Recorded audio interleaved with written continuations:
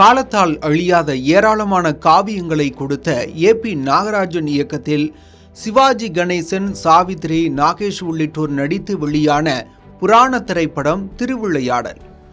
1965ஆம் ஆண்டு வெளியான இந்த மாபெரும் வெற்றி படம் இந்த ஆண்டு வைர விழா கொண்டாடுகிறது. ரசிகர்கள் மனதில் நீங்கா இடம் பிடித்துள்ள திருவிளையாடலில் சிவபெருமானின் திருவிளையாடல் புராண காட்சிகள் வியக்க வைக்கும் அளவிற்கு இடம்பெற்றிருந்தன.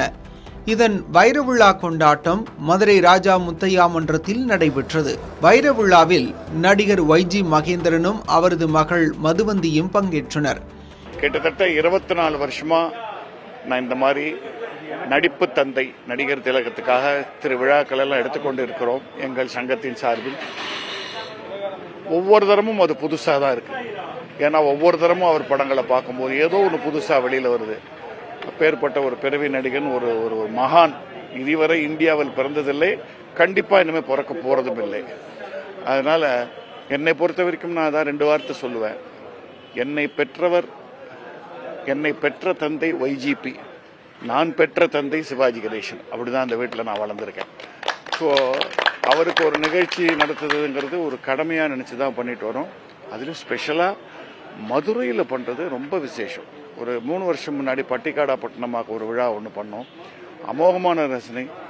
திருவிளையாடல் இன்னும் பெரிய விஷயம். பிகாஸ் கதை நடந்ததே மதுரை மீனாட்சி அம்மன் கோயில், மதுரையை சுற்றி தான். ரொம்ப ஆவலோடு எதிர்பார்த்துருக்கேன். நான் ஒன்றும் புதுசாக சொல்ல போகிறது, ஏன்னா இங்கே வந்திருக்கிறவங்களாம் என்னை விட பயங்கர ரசிகர்கள்.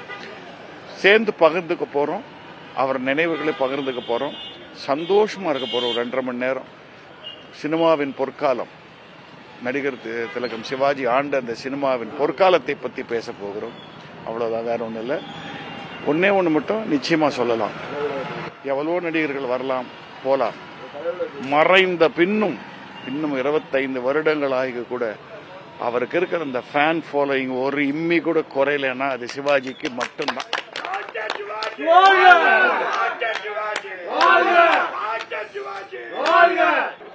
இது ரொம்ப ஒரு முக்கியமான நாள், பொன்னான நாள்.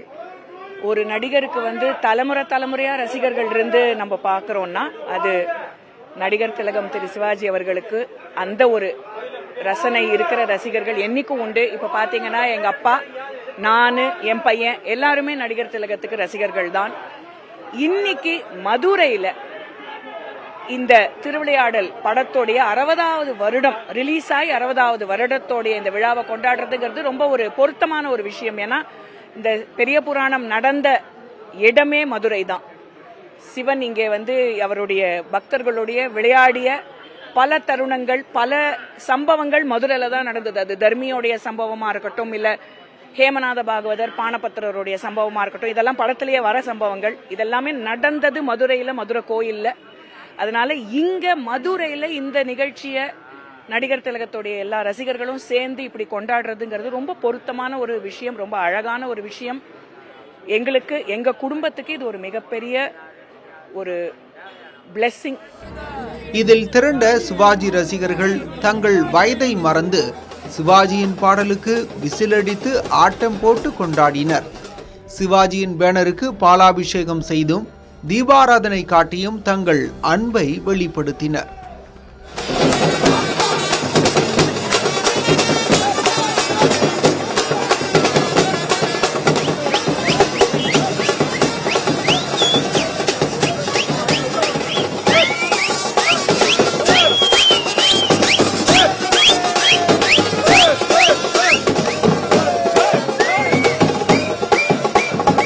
நடிகர் திலகத்தை பத்தி நான் பேசக்கூடிய அளவுக்கு எனக்கு வயசு கிடையாது. ஆனா ஐயாட்ட நான் பழகியிருக்கேன், பார்த்திருக்கேன்.